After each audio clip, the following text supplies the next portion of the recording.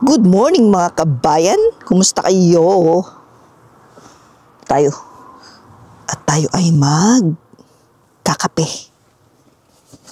Kape tayo kabayan. Kumusta kayo? Na-miss ko kayo. Na-miss ko kayo. Yan. Iayos natin ang ating lamesa. Ayos natin yung ating ilaw. Sabi nila, ang lighting daw ang nagpapaganda ng video. Tingnan nga natin.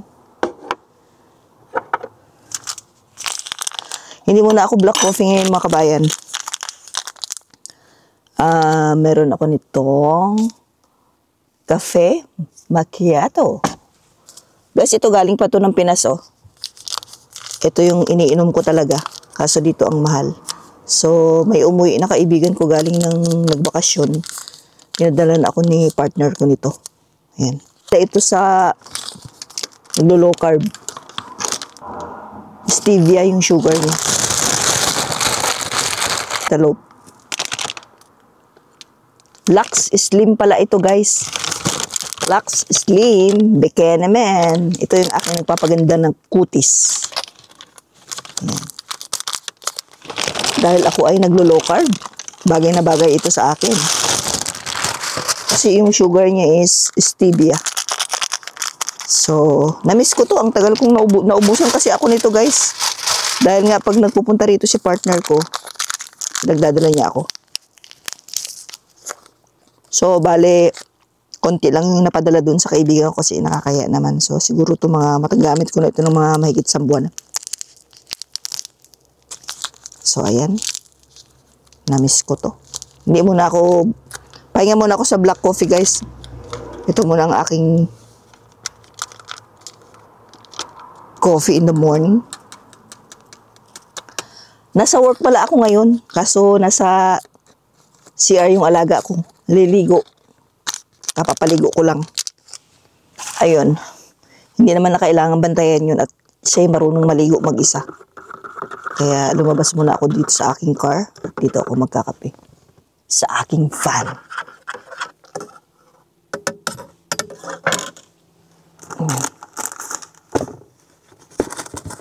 So, morning shift ako ngayon.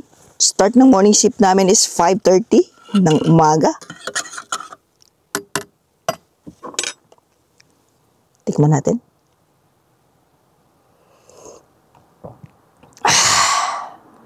Grabe, ang sarap. Tama-tama yung kanyang, hindi mo malalasahan yung sugar niya. Kaya ang ganda. Na guys, ipakapakita ko sa inyo yung mag alas 7 na pero ang dilim mo.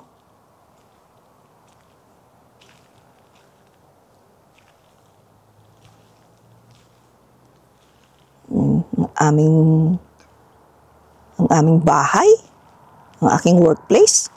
At ito naman si Bluey. Ang aking alaga doon sa ilaw na yon, naliligo na siya mag-isa.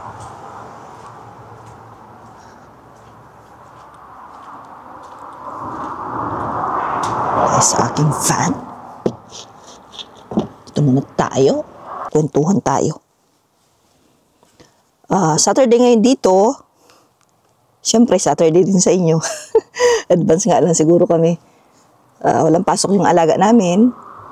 So, titignan namin kung makukumbinsi namin siya ngayong mag-van ride. Kasi tomorrow Sunday. Pag Sunday kasi guys, church day ngayon. Nag-meet up sila ng parents niya doon sa church nila. Kasi devoted sa church yung family niya kaya. So yun, dinadala namin siya doon sa church. Dinadasalan siya ni-pray over siya nung pastor nila. Tapos pinapakain siya ng magulang niya doon sa church. And then after that, siguro minsan pinakamatagal namin doon, matagal na yung 2 oras. Tapos, pag may chance pa, nagbaban ride kami. Para lang lumipas ba yung oras na hindi na siya naiinip sa bahay. Tapos ngayon guys, 2 weeks na bakasyon. Sus ko Lord, hindi na naman namin alam kung saan na naman siya pagdadadalhin ngayong ngayong holiday, school holiday, mga activities na naman na ginagawa kami. Kaso minsan kasi, hindi siya interested pag sinabi namin na ganito.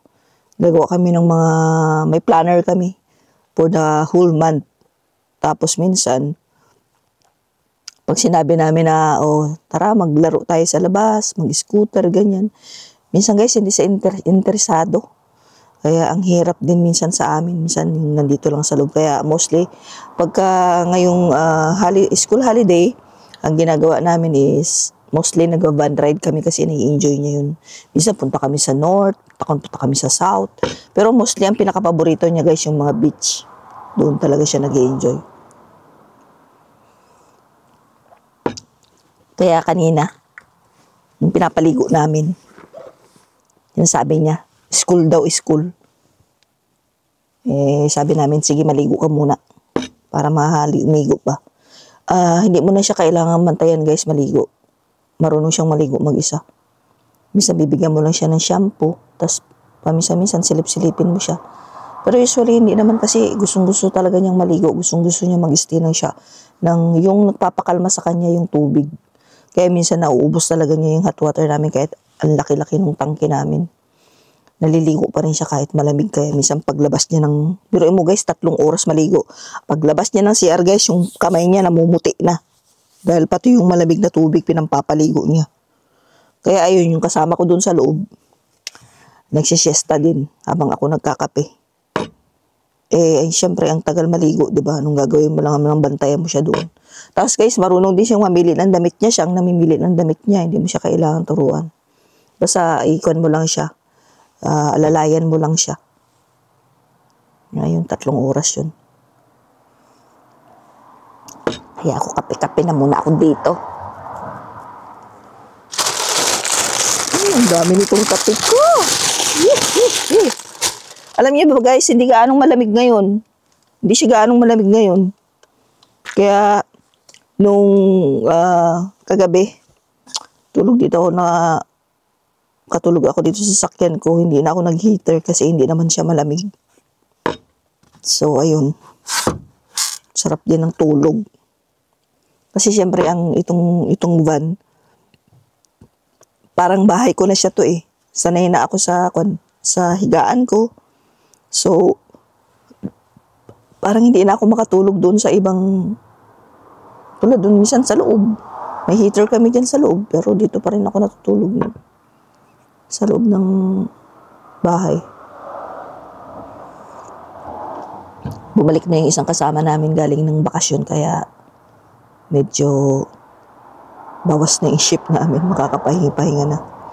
Kaya pag maganda-ganda ang lugar at hindi na umulan, madalas kasing umulan dito ngayon, nag-uulan siya, kaya ang hirap mamasyal. So, ayun lang guys.